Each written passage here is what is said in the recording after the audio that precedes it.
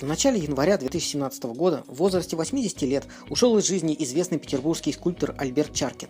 Жителям города Колпино должно быть очень хорошо известно его творчество, по крайней мере одна работа точно. Это памятник первому губернатору Санкт-Петербурга, герцогу Ижорскому, князю Александру Даниловичу Меньшикову.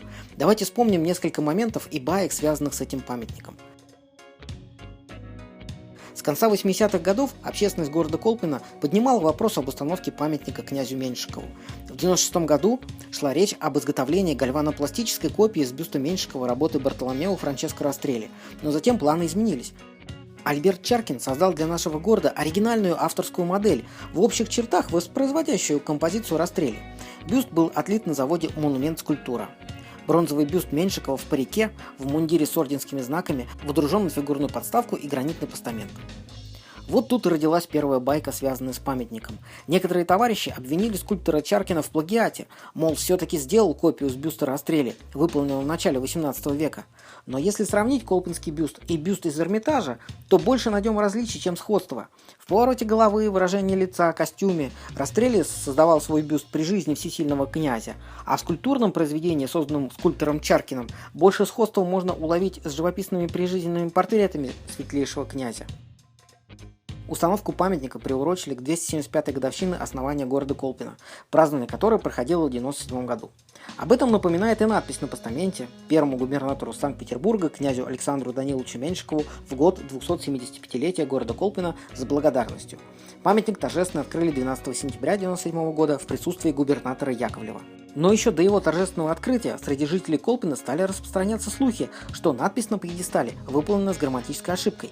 Якобы фамилия герцога земли Ижорской, светлейшего князя, написана с мягким знаком, и грамотеи, писавшие надпись, плохо знали историю. А ведь с мягким знаком до революции писались фамилии крепостных крестьян, образованные от фамилии их владельца. Но руководители города и создатели памятника знали, как правильно пишется фамилия Меньшикова.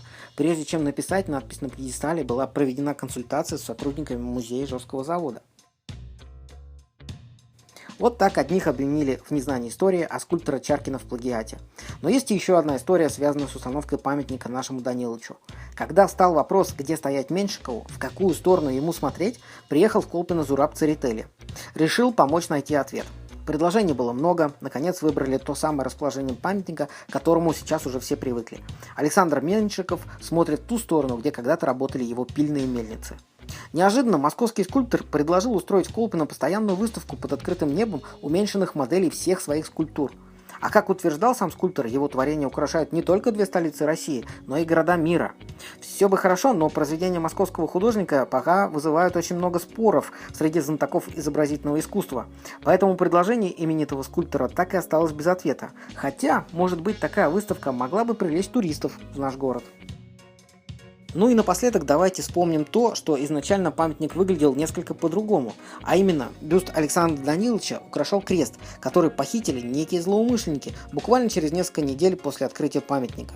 Теперь этот элемент бюста можно увидеть только на уникальных фотографиях. Вот, например, фотографии Михаила Васильевича Матрёнина. Таким памятник был в первозданном виде. Такая вот история. Если было интересно, то ставьте большой палец вверх и подписывайтесь на канал Ижорский телевизор.